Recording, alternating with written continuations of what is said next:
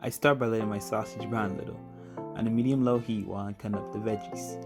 If you don't have a lid for your skillet, you can use another skillet that is about the same size, and this will help the sausage cook faster.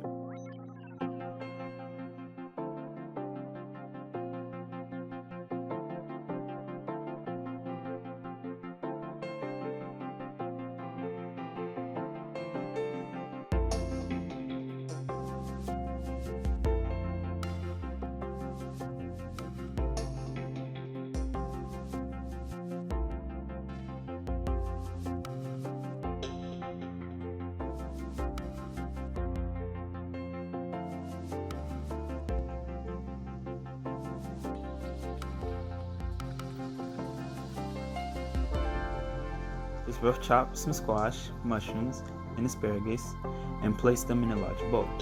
Add chili powder, garlic powder, salt, black pepper, ground cumin, and some crushed red pepper. The amounts are in the description. And place a large plate over the bowl and give it a good shake. Take the sausage out and add a little bit of bacon grease to the already hot skillet, and then add my veggies. While they cook, I slice my sausages in 1/4 inch or so slices and then add them back to the skillet.